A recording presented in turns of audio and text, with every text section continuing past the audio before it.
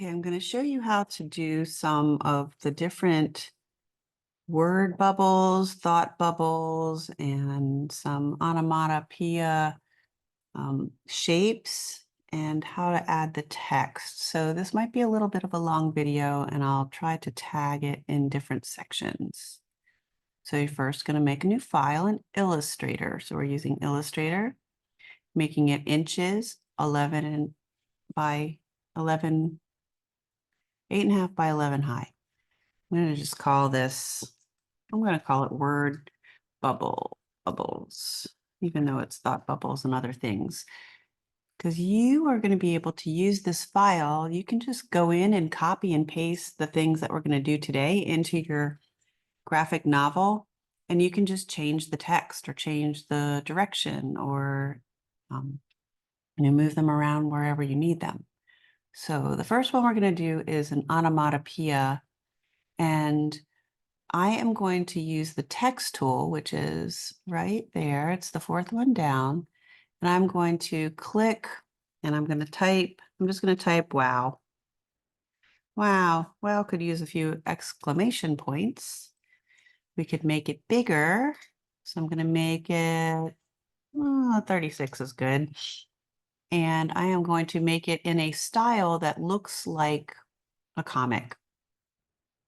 So I can go up to character up here across the top, or I can use the character menu over here on the right. And I am going to click on the character text drop down, and I'm going to go in and I'm going to find something that looks like something that might work. So things like Captain Comic or let's see, there's a couple of others. Things like Brush Script. Let's see, is it up here? Oh no, I think it's called Marker Felt now. It's the same thing as Brush Script. Marker Felt is nice for that. Also, we have, I'm going to use the hobo. I'm going to use that. So that's going to be my text for my wow. Now I'm going to make the shape around it. So I'm going to go into my shapes tool. I'm going to choose the star tool. And then I'm going to just make a star around the center. So I'm going to press from the center out and draw out. Oh, I don't want that. First of all, I'm going to change the color to a fill of none and a line that's black. Okay, so this is the stroke, it's black. This is the fill, it's none. And I also am going to click my sides. So I'm going to put 9 sides because I like it to be a little bit not evenly spaced. And I'm going to change it to 2 radiuses. So one radius is going to be the outside points and one radius is the inside points. So the first one I'm going to put is 2. And the second one I'm going to put is 1.3. I think I played with this before and figured out that I like the shape of that. Okay, so again, it's 2 and 1.3 with 9 points. So that's what I use to make this. All you do is you just choose the shape of the star and you click, and then you input the information. All right, now I don't want it to be round, so I'm going to use my selection tool and I'm going to squish it down and make it more kind of like squashed like that to fit with my text. And then I'm going to take my text and I'm going to make it a little bigger. So I'm going to hold the Option key to make it grow from the center out. And I'm holding the Shift key to keep it constrained so it doesn't get stretched funny like this. Okay, because it can get all kinds of funny stretches. So I'm just going to pull it to fill this. Right, that's my first one, but it doesn't really look very comic-like. So let me zoom in and let's take a look at this. So what I need to do now, I added my text and I have my word bubble. And now I'm going to change this so it looks more comic-like by using the brushes. So I'm going to go to Window, Brushes, and now I see my brushes menu right here. Okay, and I'm going to use a new brush. So they have some different kinds of default brushes in here, and there's some in here. I'm adding a new brush. When I add a new brush, it's going to go right after this list at the top, or this little grouping. So I go to the little mini drop down here. That's where we do all those commands in the windows, right? Click new brush. Now I'm going to change it to a calligraphic brush. So it's a calligraphy brush. So it's going to look thicker and thinner. I'm going to click OK. And then I'm going to choose, I'm going to name it C for calligraphy. And I'm going to call it 4 because I'm going to make it a 4-point brush.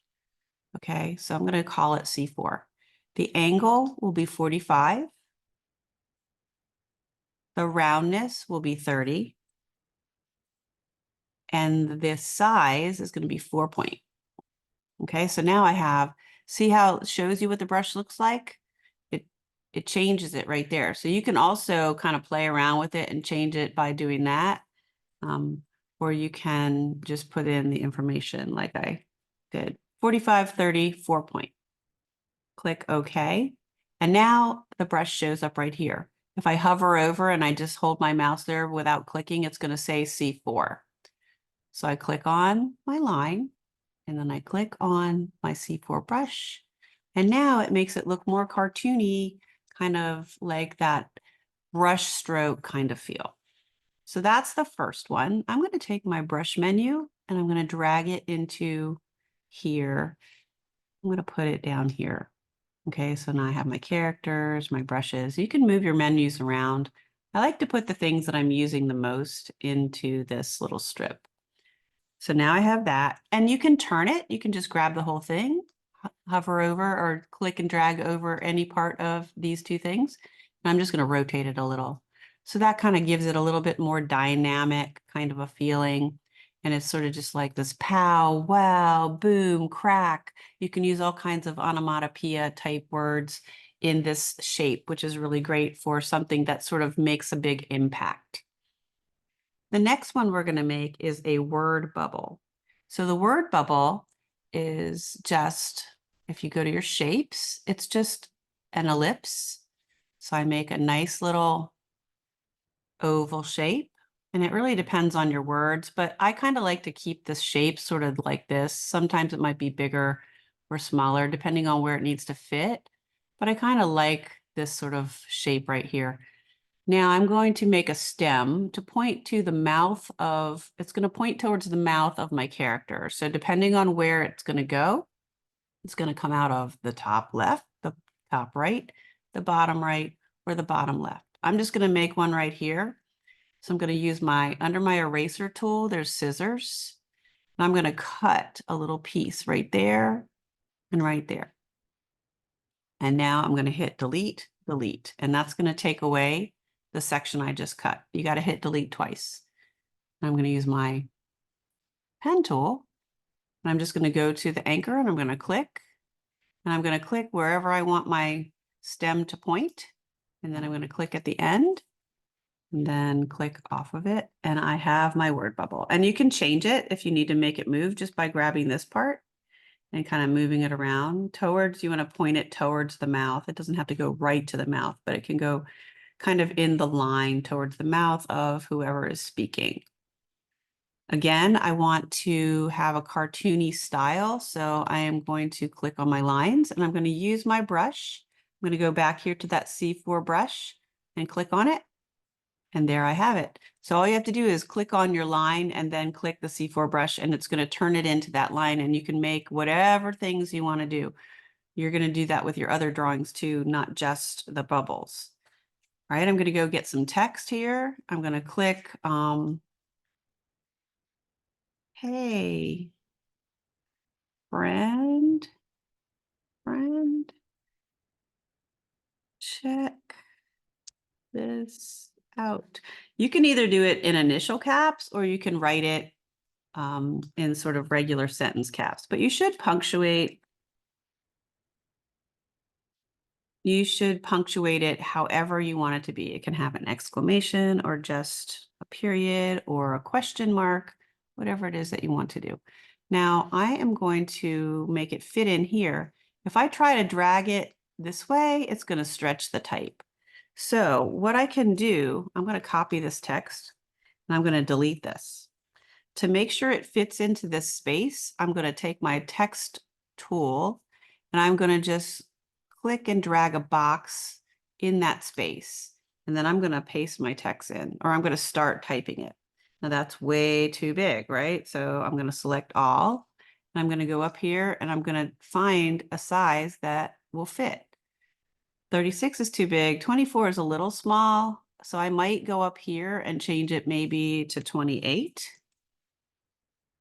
And then I'm going to use my selection tool. And now when I drag it, it will rewrap the text.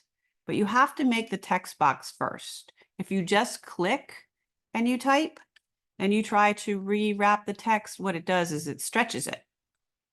But if you make a text box by clicking and dragging from corner to corner and letting go and then typing in your text or pasting in your text, it's going to make it so that you can grab the corner with your move tool.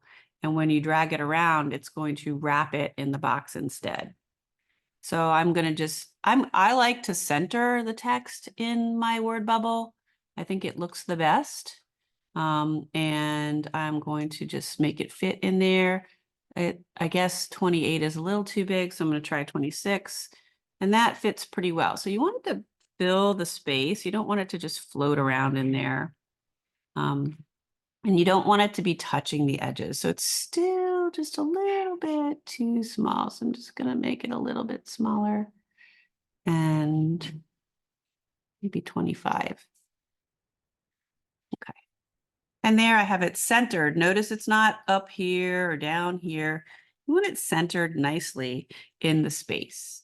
So that's my word bubble. And this is when someone is talking out loud. So they're speaking to somebody or saying something to someone. Now, thought bubbles are more like a cloud. So to make a cloud, what you're going to do is you're going to make a circle. And you're going to make sure it's filled with none and the line is black. And I'm going to cut with the scissors tool. I'm just going to cut some of it apart. And I'm going to delete that bottom piece.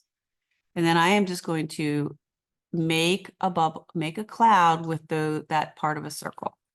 I'm going to zoom in so you can see that. I'm going to press Option. And I'm pressing and dragging, and I'm going to connect them together. And then I'm going to rotate it a little, or I'll rotate it first. And I am just going to make kind of a half of one. And I'm just going to rotate it kind of like that. And I'm just going to keep copying. So I'm pressing the Option key and dragging it into the place I want. So press Option, click, drag, rotate how you need it, and put it in the place you need it. Okay. And I almost have half of one. And do one more, and then I'm going to see if I can just rotate and make that go together. So now I have all these parts done. I can click and drag over them, and I can press Option and drag that over, and I can flip it. I can just rotate it around. Oops. Make sure I have them all. I'm going to hover over till I get the corner, and I'm going to flip it around, and then I am going to put them together. Now each one is still separate. So if I want to connect them, I need to select the whole cloud. Then I go to Object, Path, Join. And now I can fill it with a color if I want to, or white. You might want to fill some of your text boxes with white because sometimes they cover over part of the picture. This looks a little crooked to me, so I'm just going to rotate it around till I have it the way that I like it. And then I am going to put the brush on it. So now I have a thought bubble. And you can make that whatever size you need it to be. And then you can either put this really close to their head. I like to do this. I like to take and make little circles going towards the head of the person that's thinking. And they get progressively smaller. And I would just align them like evenly spaced in a line going directly towards the person's head. And I'm also going to make those a calligraphy brush. So to my C4, and there I have that. And now I have thoughts. Okay. You can group it together if you want. Command G or object group. And then that way, when I select it, the little bubbles will go together. But if I want to move those little circles around to go on the left side or on the top or somewhere else that they need to go, then I would not have it grouped, right? Grouping is different than joining. So these lines are now one line all the way around. That's a new thing too, because they didn't used to do it like that. Illustrator changed it, which is great. All right, so I'm just gonna grab this text here. I'm gonna duplicate it. No, I'm not. I'm gonna just use my text tool and I'm gonna draw a box around here to get it to fit somewhat. And I'm gonna type in something like, I wonder if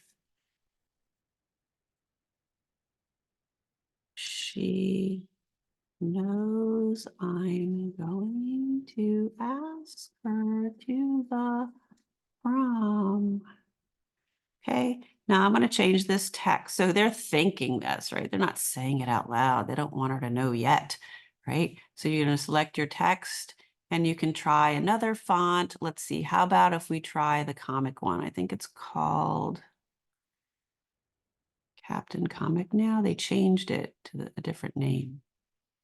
Comic Sans, that's one. There was another one called Comic something. Captain Comic.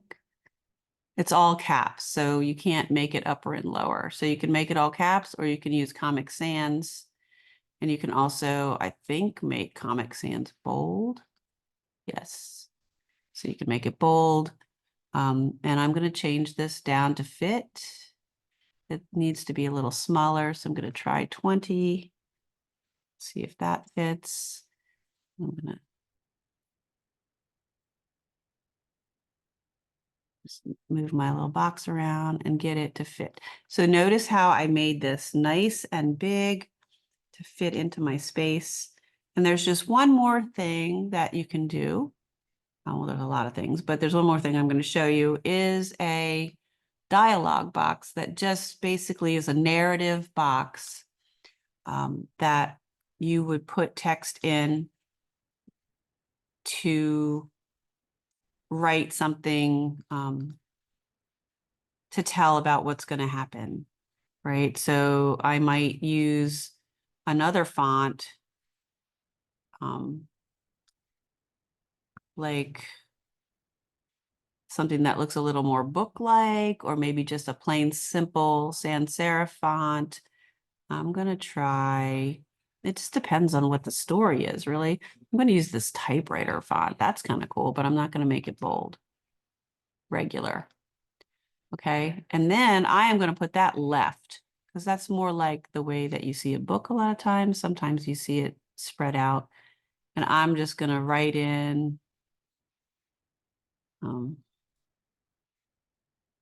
suddenly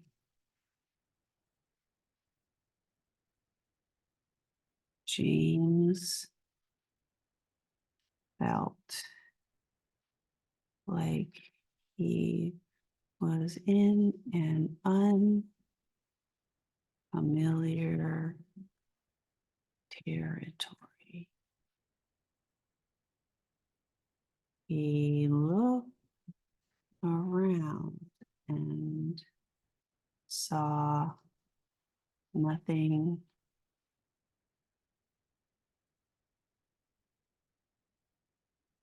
he looked around and saw no one he knew. So you can just type your narrative, right? You're going to add a little bit of something to the story that says, well, this is explaining the picture, but nobody's saying anything, right? But you see maybe James is coming into a place and he's looking around the room and he looks scared, right? Maybe you have a close-up of a scared look. So these are some things that you can try, and we're going to do this together. But you want to save this because you can just go into this page and you can just select it and copy and paste it onto your graphic novel page that you're working on, any of these. And you can also make others, but these are some basic ones to start with.